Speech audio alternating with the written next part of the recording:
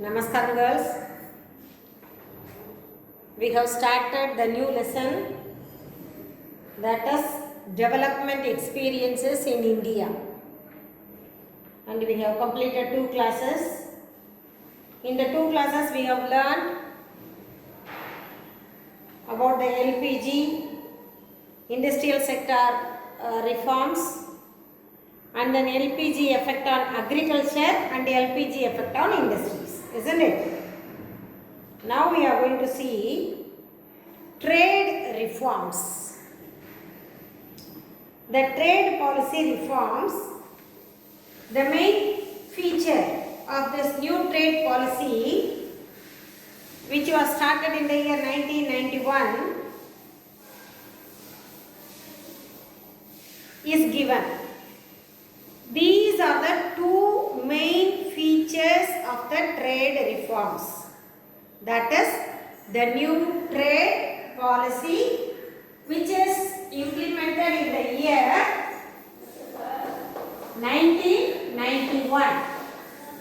New trade policy which is introduced in the year 1991. These are the 2 main features. First one is free imports and exports. While I am talking about the liberalization, I told you before the new industrial policy or the new trade policy, there were so many restrictions for the imports and the exports. There are number of rules and regulations. So following the rules and regulations only, the people, they were able to do the trade.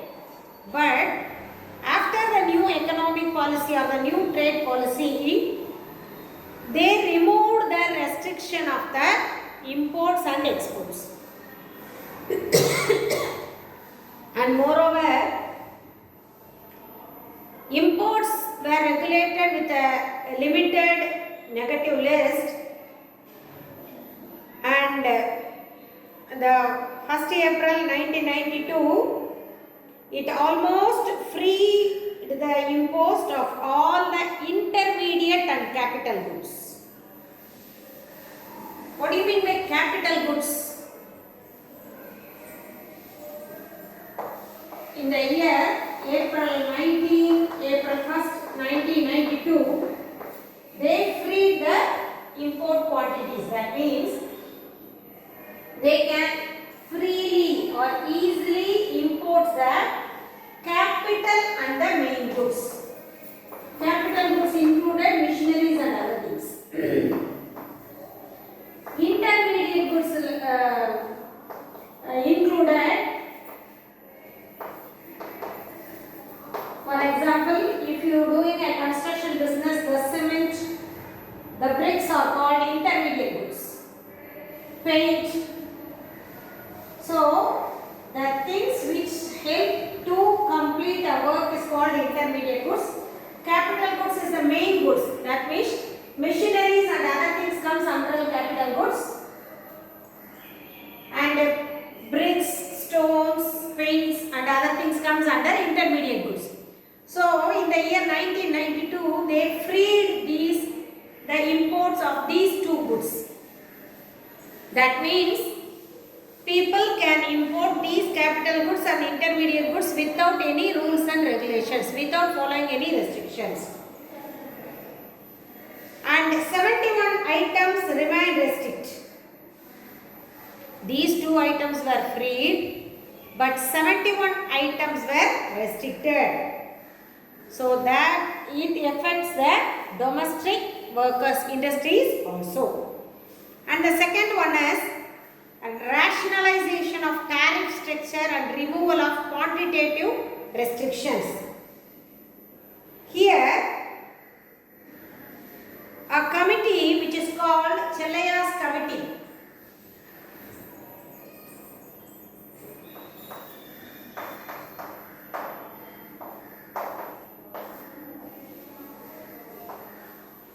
they have given, they regulated, the Chellaya's Committee regulated suggested the reduction in the import duties. That means what they have suggested? They have suggested to reduce the import duties rate up to 50%. I already told you import duties is related to tax.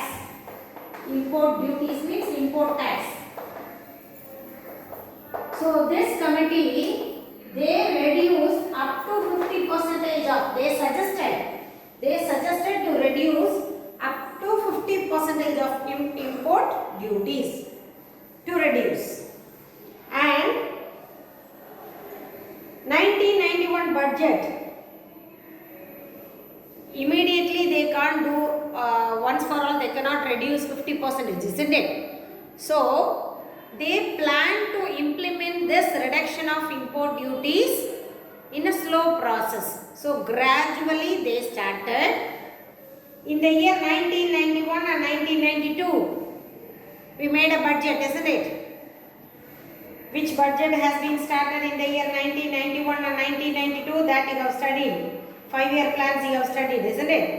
1991, almost we will be there in the end of the 7th plan and the 8th plan, isn't it? So in that period, the budget, it reduced the 300% to 150%.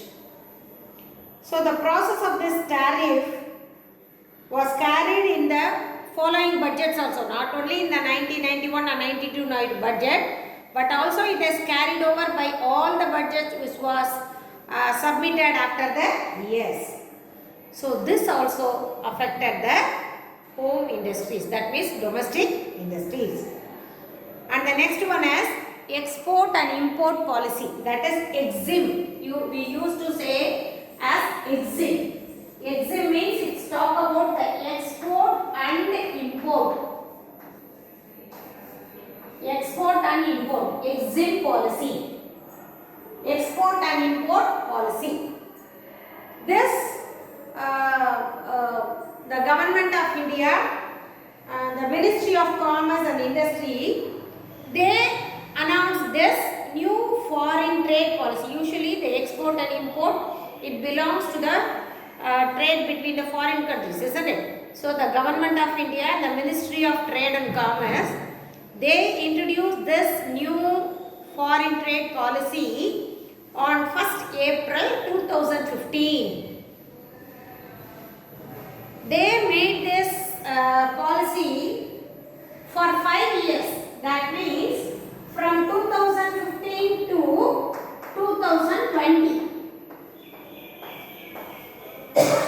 So they decided to implement the policies for the successive 5 years. That means 2015 to 2020. Now let us see what are all the features of EXIM policy. That is the silent features of EXIM policy. What the policy talks about. What are the things they included in the policy? The first one is reducing the export obligations by 25%.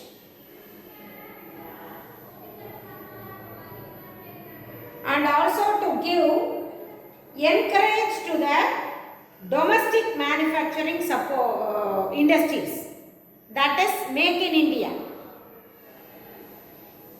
project. Already have learned this, I think so. We all known with this, familiar with this word, Make in India, Digital India, all these things we came across in the previous years, isn't it?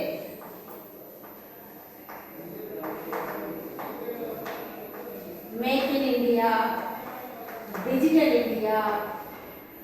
So all these are included in the EXIM policy.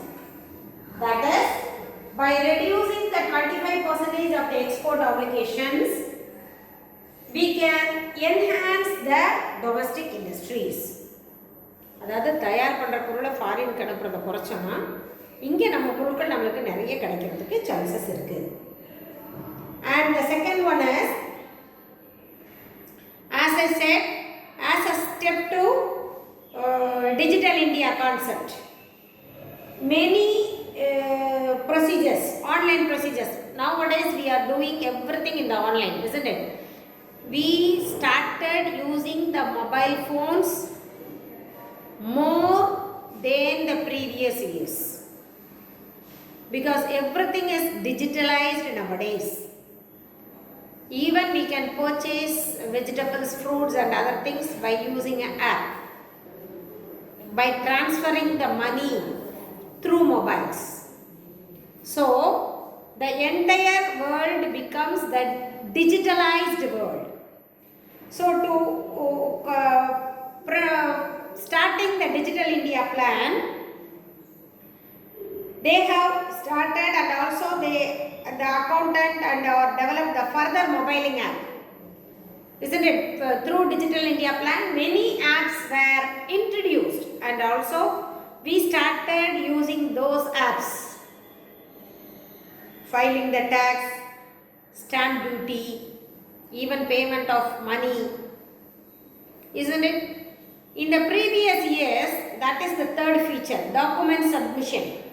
Usually, if you want to file your documents for a tax or if you want to get a document, for example, we are all getting our birth certificate, community certificates, Aadhaar cards and other things. In the previous years, we have to submit the hard copies of all the documents. What do you mean by hard copies? For example, if you want to get a community certificate, we have to produce our ration card, our community transfer certificate in the provided from the school, and if it is a rural area, affidavit given by a VAO. So after submitting all these documents only, we will get the community certificate. But nowadays, it has been changed, isn't it? Simply you are going to an e-center, e-service center, and you are opening the system. You are filing the documents through system, online, isn't it?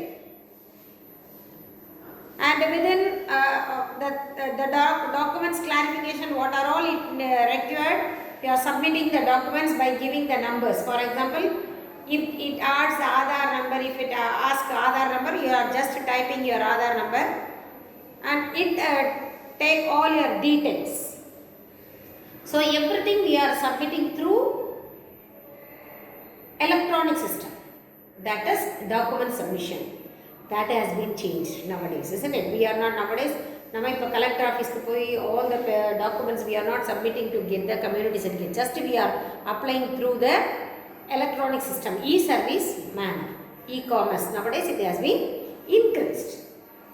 So that is one of the silent feature of exit policy. And fourth one is export obligation. That means it is related to the defense, military, aerospace and nuclear energy to be 24 months, 2 years. And also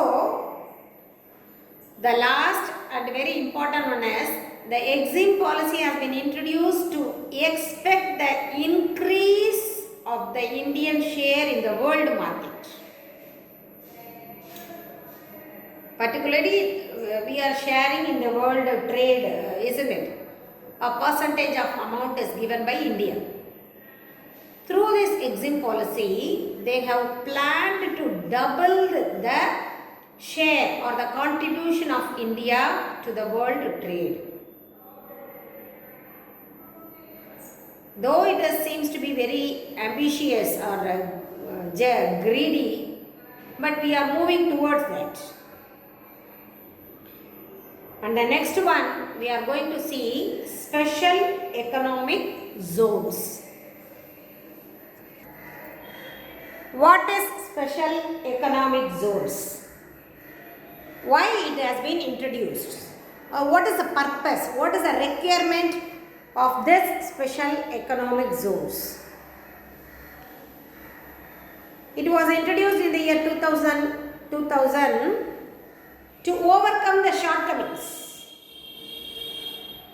or to rectify the mistakes.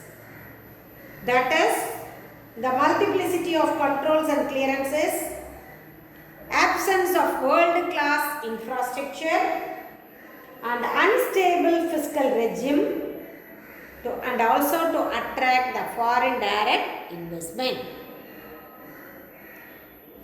So, to fulfill all these difficulties, this special economic zone was introduced in the year 2000 April. So, what are the things it has done? What did they do with this special economic zone? So, with the special, as a part of the economic reforms, the system of taking over land by the government for commercial and industrial purpose was introduced in the country. So, the government so far notified 400 zones in the country. That is,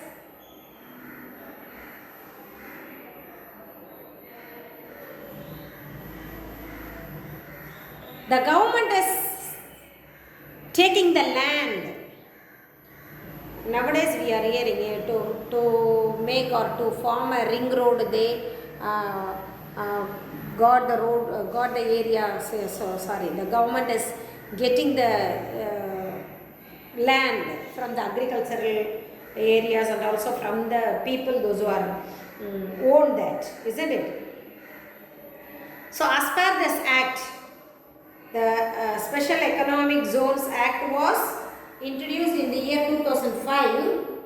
As per the act, 400 zones were notified by the government.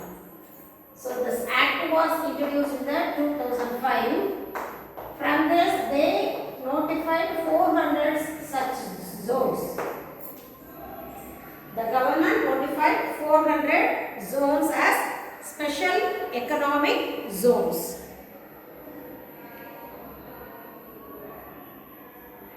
And while they are getting the land from the farmers and the people, it's not fair, isn't it? Actually, we are neglecting the agriculture, which is harmful to agriculture and which is spoiling the survival of the people. Acquiring the land from the people is not fair, isn't it? It is injustice. It is not justified. So, government, it seized the land from the people to enrich the infrastructure in the area. And also, to promote the export and import, to increase the export and import, many special economic zones were introduced in many countries. And India was one of the first Asia to recognize this export processing zone, that is EPZ. In Asia, India is considered to be the first who is introducing the export processing zone, EPZ. And the first EPZ is set up or established in the year 1956 in Kandala.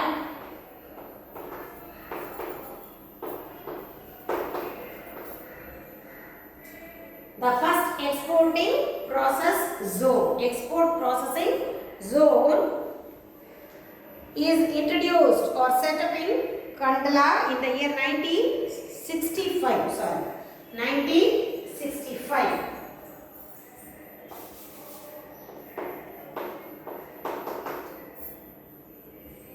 And by this, the broad range of special economic zones, it covers the free trade, EPS, EPZ, industrial parks, economic and technology development, high-tech zone, science and innovation park, enterprise zones and others. All these things are included in this. What is the aim of special economic zone? That is the major objectives of special economic zone. Why it has introduced, why it has been expanded. First and foremost is to increase the foreign direct investment. So they started many special economic zones. By the projects given by the Indian people or Indian entrepreneurs, many foreigners, they are invited to invest in India. What is the use of foreign direct investment? With the help of foreign direct investment, we can increase our industries, thereby we can increase our employment opportunities, thereby we can increase the income, consumption, production and other things. At last, at the high point, we can increase our national income, that is GDP. So, by increasing the foreign direct investment, the government has planned to increase the GDP, that is the national income, and to increase the shares in the global export. So the government has planned to increase the export to all over the world, and also to generate the additional economic activity. So if there is an increase in the foreign direct investment, as I said, there will be an increase in the industrial development, and thereby there will be an increase in the employment. Automatically, it generates the additional economic activities such as education, transport, communication and other things. So the government thereby wants to generate the additional economic activity by concentrating on special economic zones. And as I said, to create employment. And last, to develop infrastructure facility. If there is an industry, automatically the transport and communication is one of the infrastructure, isn't it? So automatically there will be a development in the infrastructure and the technology will be developed. So these are the main objectives of special economic zones. Now let us see the main characters of SEZ. Now let us see the main characteristic of special economic zones. Geographically demark the area with physical security. Some areas are not geographically marked, isn't it? Those areas should be developed. We should give much importance to that, isn't it? Nowadays, just think that we are moving through ring roads. From Mattatamani to, while you are going towards south, those areas were not found by us in the earlier periods. So those areas are geographically demarked areas in Madurai. Nowadays, it has been marked. It got an recognition. So, geographically demarked area with physical security also. And also it should be administered by a single body or an authority. It is controlled by the National Highway Department, isn't it? The ring road. so which is administered by a single body, and streamlined procedure, how to take plans, what are the steps to be taken. Everything is planned and everything is done, implemented in a proper procedure. Separate customs area. So it is the special economic zones are completely controlled by a single authority, and it is separated, and it is also governed by liberal economic laws. So all other economic laws are not applicable in the special economic zone. It has some liberalization. And at last, the greater freedom to the firms located in the special economic zones. There is no restriction at all, no rules and regulations. The industries or the trade which is happening in the special economic zones will enjoy the freedom. There is no strict rules and regulations to be followed in that area. So they enjoy the freedom. So they need not respect the government rules and regulations, because it is not controlled by the government. A single body authority or a separate authority is controlling a separate customs area. They have their own laws and regulations, rules and regulations. So they get a greater freedom also. As a result, they never obey the rules and regulations given by the government. So till we learned what is the reforms happened in agriculture and the reforms in industry and trade. Now let us see the fiscal reforms in the next video.